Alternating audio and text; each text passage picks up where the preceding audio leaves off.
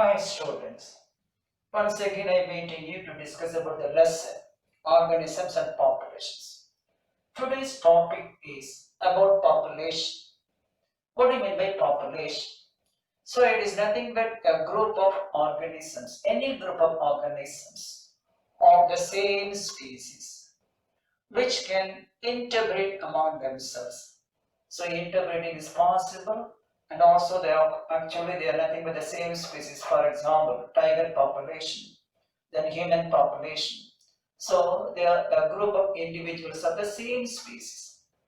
They can interbreed, that is, reproduce among themselves, and occupy a particular space and function as a part of biotic community.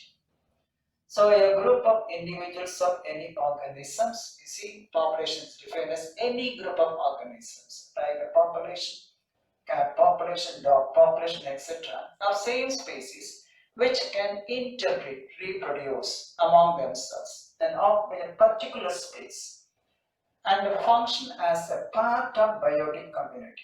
And function as a part of biotic community, that is a living community. Now, we have a number of properties for a population. Any population has the following properties. Number one, population density. This is the number of individuals per unit of time, either in area or in what we have the volume. I'll discuss later. Natality, the number of births, okay, in a given time, birth rate. Mortality, the death rate. Age distribution. We have three different groups of ages in a population: pre-reproductive, reproductive, and post-reproductive. These are the three groups of individuals based on the ability of reproduction: pre-reproductive, reproductive, and post-reproductive. We'll have that is called age distribution. Biotic potential, the ability to produce what we have fertile organisms. That is called biotic potential. Dispersion, distribution, spread out in different directions, or selected growth forms. We have different types of growth form. R refers to intrinsic rate of growth. It can be calculated by just subtracting the death rate from the birth rate. So intrinsic rate of increase in growth. Then K refers to carrying capacity. So the individuals are actually growing only up to a carrying capacity. There is nothing but the habitat which provides suitable environment, food, etc. only at a particular level. The carrying capacity. K refers to carrying capacity. R refers to intrinsic rate of growth, that is in a population. Now, a population possesses genetic characteristics which are directly related to what we have their adaptiveness, their reproductive success, their persistence in their habitats over time. So life history of an individual actually contribute this attribute, this property. So the life history of an individual is related to this attribute. Now the population has its own structure and functions, which is normally described with reference to your time. A structure and function which is described with reference to your time. That's about what is a population, what are the properties of population, and what are the factors which decide the genetic characteristics of a population. R refers to intrinsic rate of growth, and K refers to the carrying capacity. We have different types of growth forms. In some cases, the growth is continuously taking place. In some cases, the growth is arrested once it reaches a carrying capacity. The capacity of the environment which provides nutrients for all the organisms, beyond which there is supplementary addition of food to the organism. So the organisms cannot grow beyond this level. Okay, in all selected, the individuals are growing continuously. The population growth is taking place. Whereas in the case of case-selected growth forms, the growth is arrested once it reaches the carrying capacity of the habitat or environment. I'll tell you more about it later.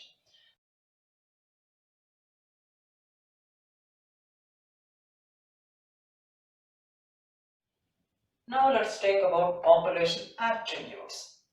What are the different characteristics of population? They are considered as the attributes of a population. So one of the attributes is population density. Now what do you mean by density? It is referring to what is called the size, the population size. the size of the population in relation to unit of space and time. So the density of population refers to its size in relation to unit of space and time. So size, unit of space and time. Now what is another term or what is another definition for population? Density. So population density is the total number of the species within a natural habitat. In a particular habitat, how many individuals are present. That is also called as population density. So population density is a total number of that species. How many individuals of a particular population is present. That is what is called actually population density. How can you measure the population density?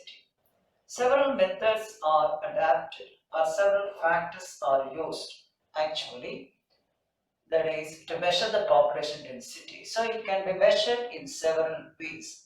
Number one, based on the abundance.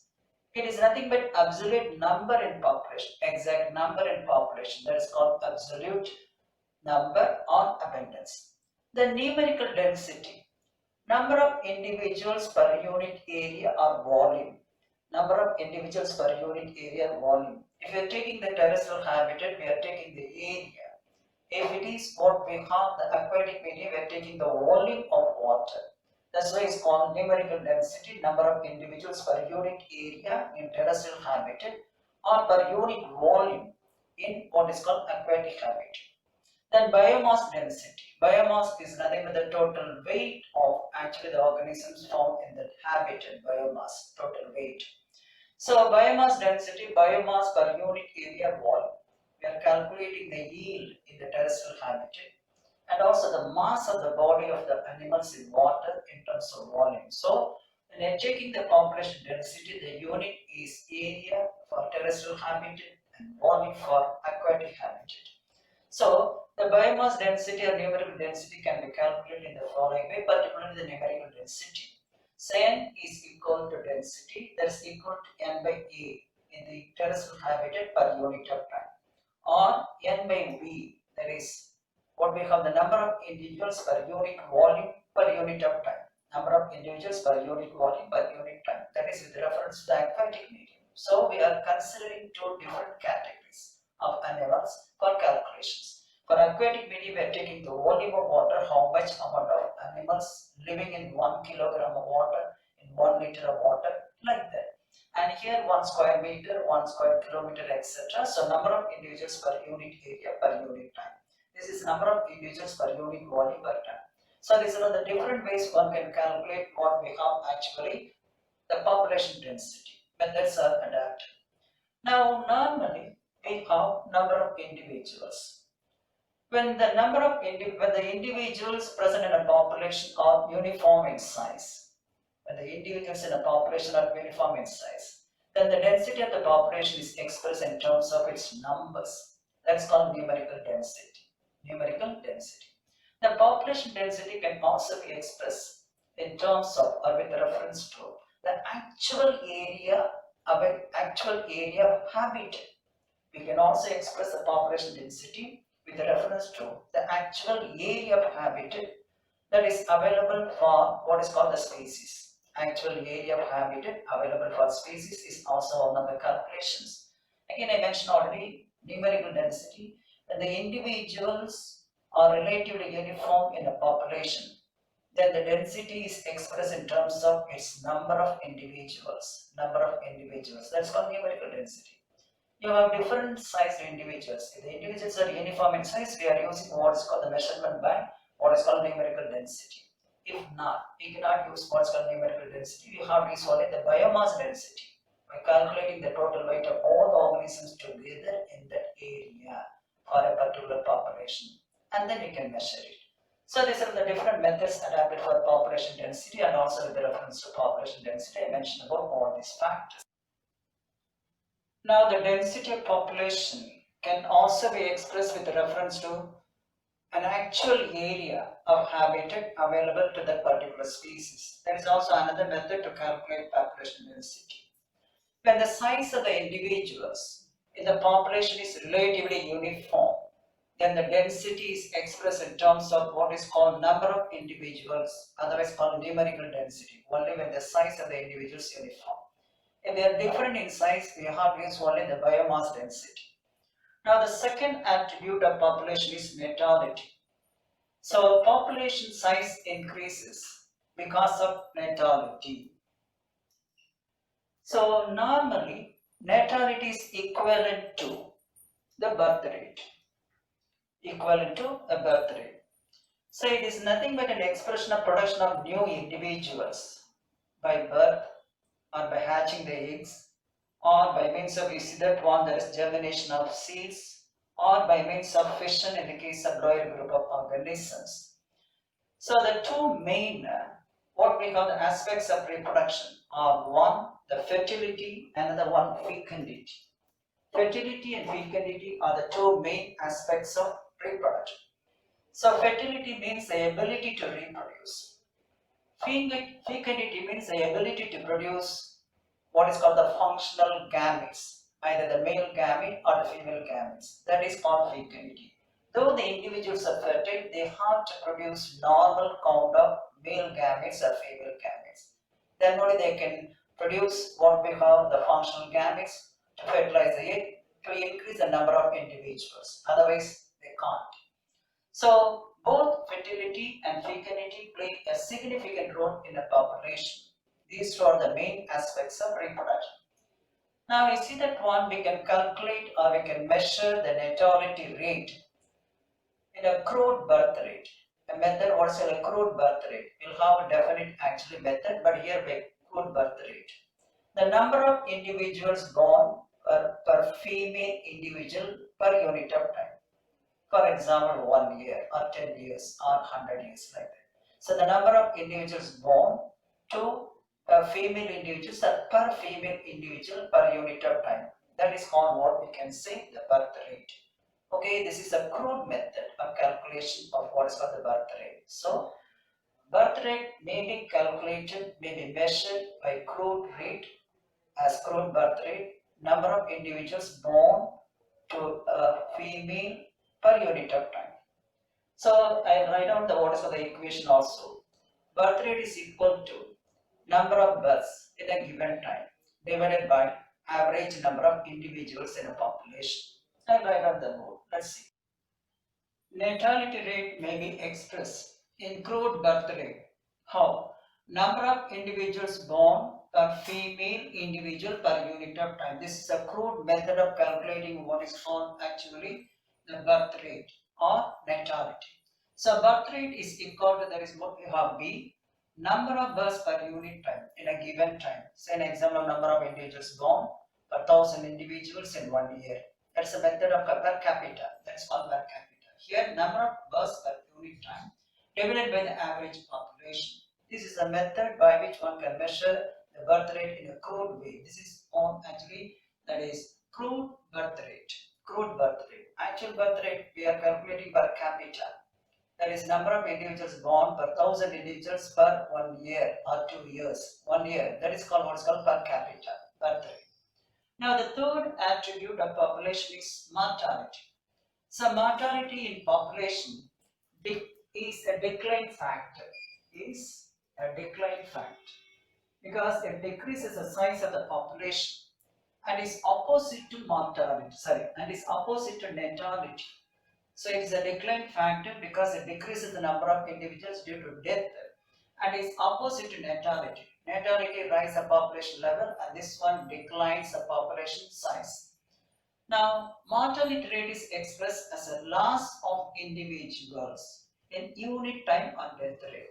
So loss of individuals, that is unit time, that is also called the death rate in unit time. This is what is called actually the mortality, otherwise called the death rate. So what is specific mortality?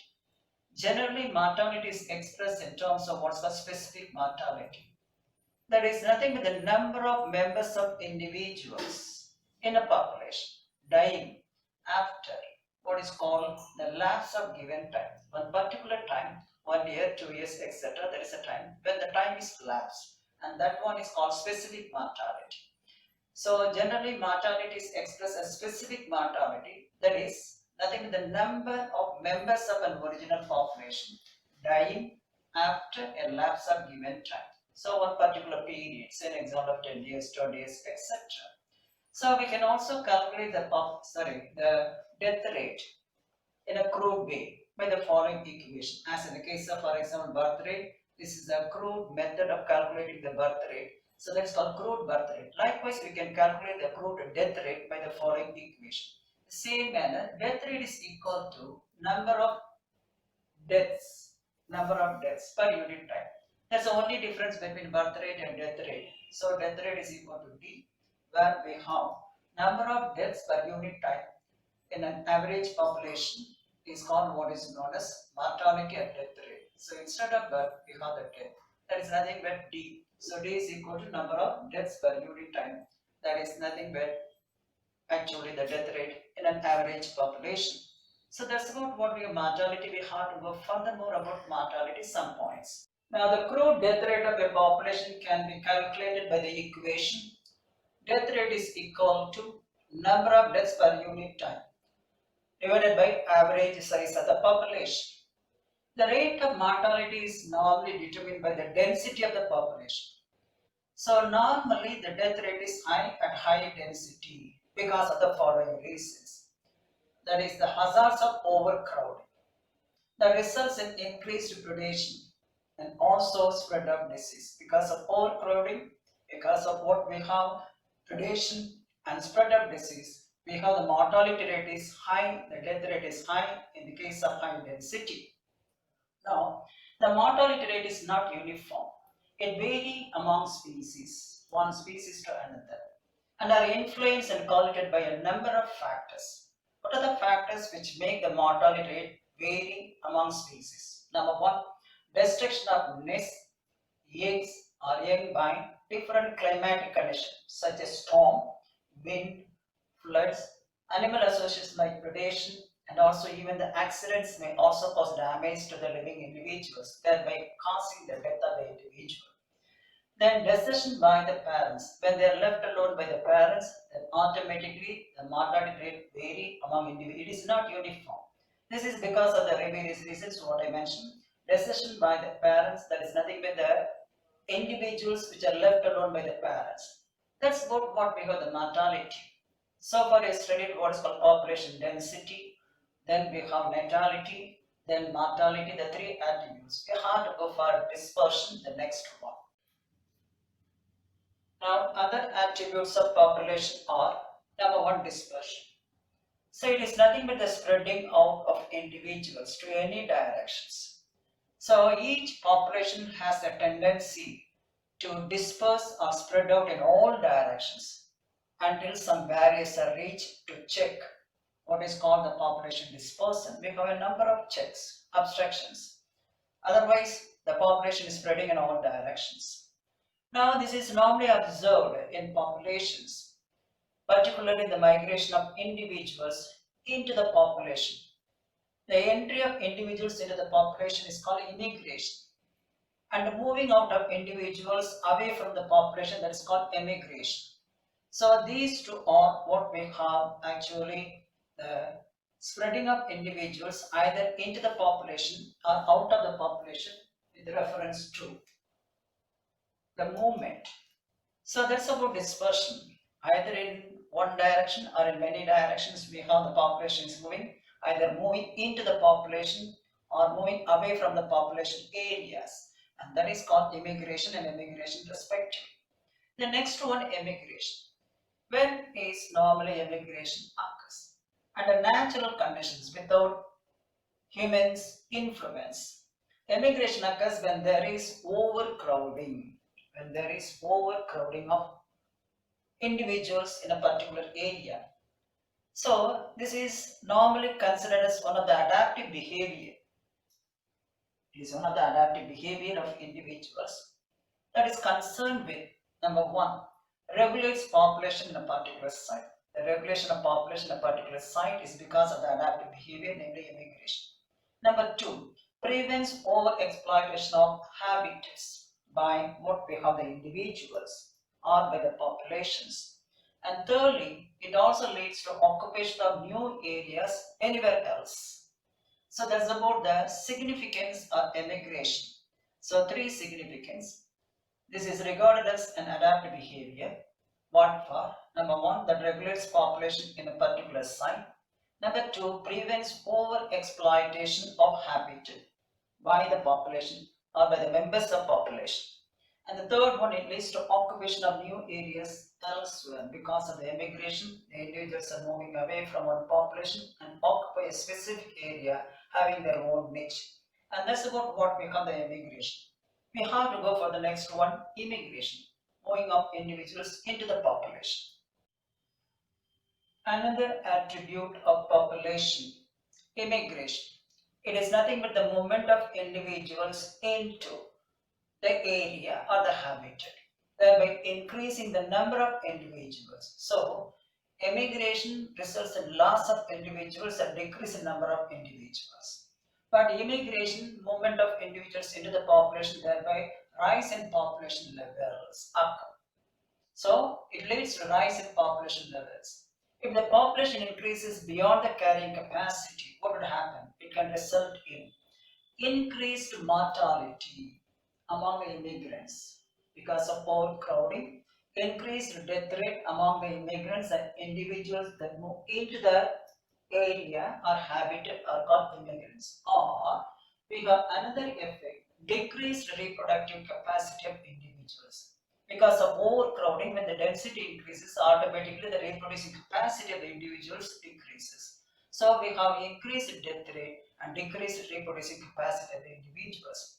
But you know that one, both immigration and immigration are initiated and what we have triggered by some factors, the weather, the climatic conditions, and other abiotic and biotic factors.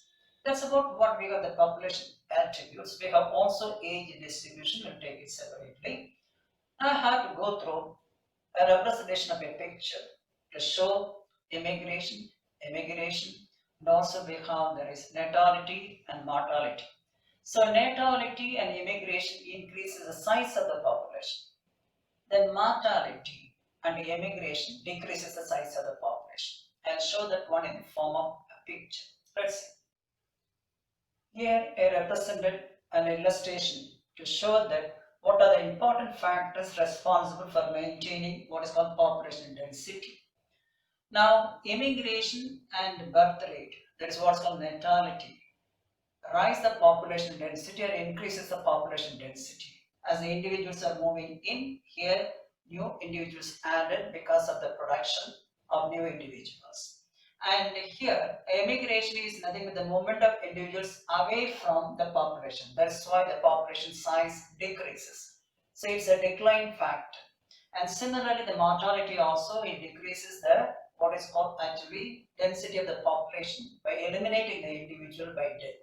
So anyway, the population density is maintained because of what is called these four factors. If you are taking these four factors into consideration, then if n is the population density at time t, before what we have or after growth, so you'll take after growth.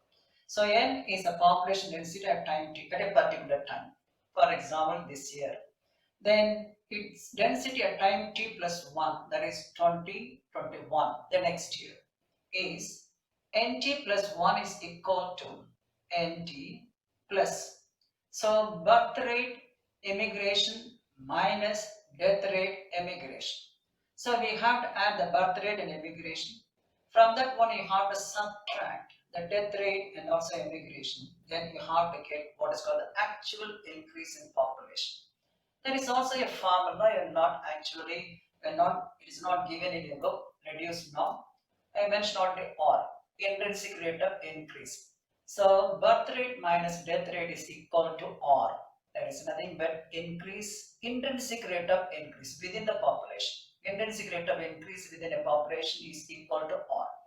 So the population, the habitat or the area can hold only certain number of individuals, after which the saturation point is reached, doesn't allow the growth of the population further. That stage is called as a carrying capacity. That carrying capacity provides nutrients, space, etc. to the individuals available. beyond which it cannot provide or afford more number of individuals. That is called what is known as actually K. K is equal to carrying capacity. R is equal to intrinsic rate of increase in population size. Nothing but the birth rate minus death rate. We have the formula dn by dt is equal to Rn. We'll take it in the endurance class. That's about what we have actually the different attributes of population. Okay, and conclude with this one, we have to go for another attribute of population, what's called the age distribution. We'll discuss in the next class.